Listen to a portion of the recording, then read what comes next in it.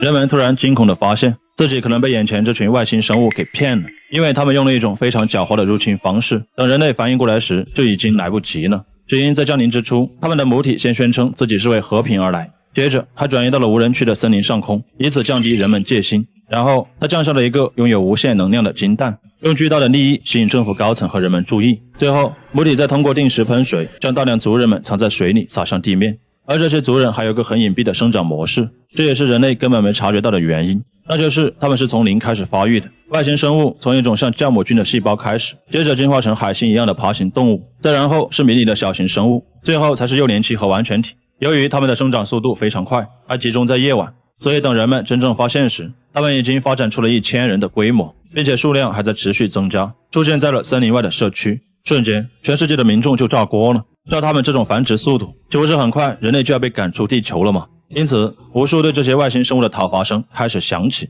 政府也很头疼，他们并没有伤害人类，所以并没有违背是为和平而来的这个承诺。根据国际生命法，不能对其直接消灭。总统莫亚于是决定将所有完全体的外星生物关押起来，再把所有海星生物处理掉，以此先保证对方的数量不再增加。可即使是这样小心翼翼，也差点引来了灾难。在火烧海星的时候，它们的母体和金蛋竟同时开始发出光芒，金蛋甚至短短片刻就达到了1000摄氏度的高温。大家好，我是妍妍，恭喜你在手机电量带领123456789的时候刷到了这部新上映的瑞典小众科幻惊悚剧集《为和平而来的》第3集，看外星生物和人类的最终结局会如何收场。担心金蛋会爆炸，专家不得不立刻停止了动作，事后还帮海星生物们修复烧伤。而很快这件事便在网上传开了，人们觉得对方是赖在地球上了，都很生气。这时一个有着1000万粉丝的网红博主小胖，他不知从哪里找到了2段被政府封锁的外星生物视频。一段视频里，一个女人因为淋了母体喷出的水，身体在疯狂抽搐。另一段视频里是母体吸走了一个人，小胖宣称这就是母体伤害人类的证据，他呼吁将外星生物们完全杀死，不然人类危矣。一时间群情激愤，不少人开始自发围在关押外星生物的地方游行示威。然而事实并不是这样，女人是因为自身有哮喘，刚好在那时发作。第二段视频的人也是自己在野外突发心脏病死的，母体吸走的是他的尸体。政府之所以封锁这2段视频，就是担心被散播阴谋论的人发现，误导民众。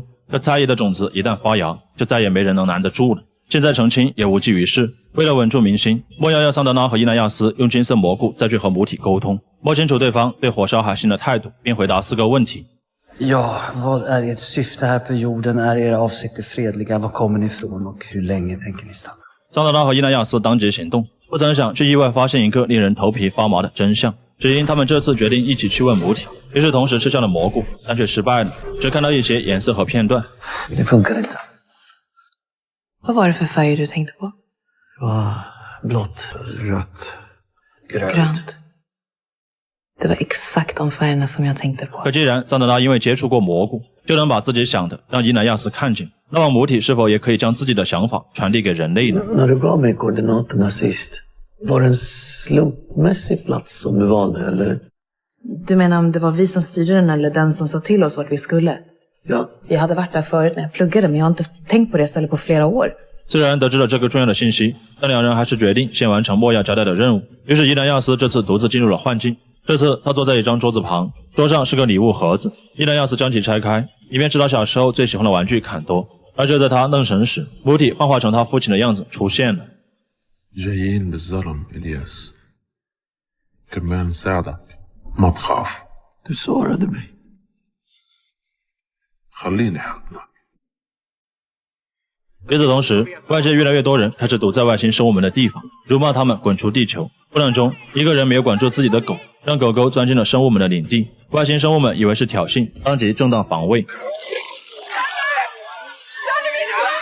既然对方敢杀狗，那同样也敢杀人。接着小胖将这段画面直播了出去，人们彻底愤怒了，要政府立刻将所有外星生物杀死。承受了巨大压力的莫亚非常头疼，同时他也收到了桑德拉和伊奈亚斯带来的消息。 Anna görs att den eventuellt har en telepatisk kraft. Du menar att den kan läsa våra tankar? Ja, vi tror att den styrde Sandra att ge mig koordinaterna. 母体的回应让人摸不着头脑，而心灵控制也是推测。莫亚很为难，不知道该怎么办。桑德拉见状，当即说出了自己偷偷养了一个外星生物，还给他取名卡斯帕的事。或许去问他能弄清楚母体的意思。莫亚于是决定要桑德拉和伊奈亚斯去问卡斯帕，同时为了预防最糟糕的情况，他还要手下们先将金蛋移走，以免万一开战时它爆炸造成巨大伤害。安排好一切后已是深夜，莫亚心力交瘁地回家了。看完熟睡的女儿后，他也就准备睡觉。可这时女儿画的画却让他瞬间清醒了起来。只见在画上，人们正用起重机吊金蛋，而这正是另一边手下们此时执行莫亚命令的场景。在女儿的画里，金蛋最后放出高温，熔断了铁链，然后进入了1000米深的地下，刚好也和实际情况完全对应。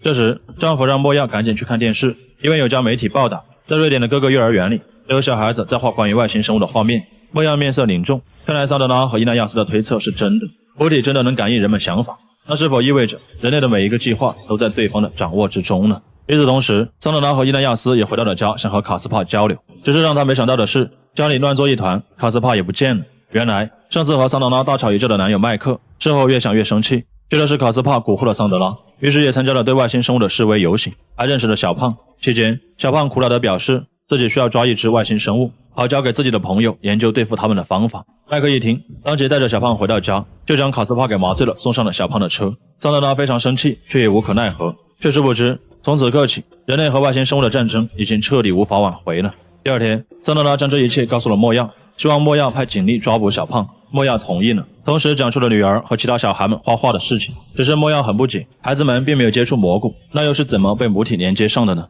När jag tog mätningar på dricksvattnet så såg jag att vattnet innehöll psilocybin. Varför kommunicerar inte alla med dem? Det är en väldigt bra fråga. Jag vet inte, men en teori jag har. 如果母体想通过这样做控制孩子们，那就太恐怖了。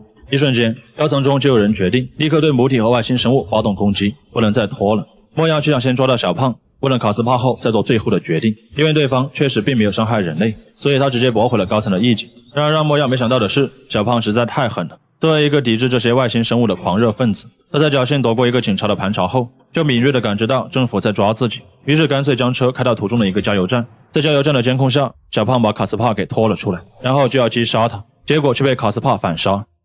卡斯帕虽然同样是正当防卫，但在全情激愤的当下，这无疑是点燃了炸药的导火索。很快，这段视频出现在了莫亚的办公室，同时也开始在网络上疯传。很明显是之前的高层泄露了出去。果不其然，小胖的死犹如压死骆驼的最后一根稻草，彻底引燃了人们本就积压多日的怒火。很快，大批人们集结在了外星生物营地前，并且个个都拿上了武器，要给小胖复仇。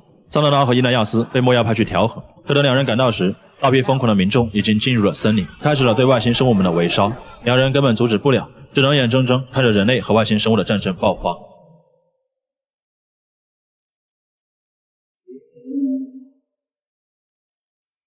由于没有武器，外星生物们节节败退，最后仅存了100人来到了金蛋形成的深坑旁。上一秒，金蛋发出耀眼光柱，而这些外星生物们则一个个跪拜了下去。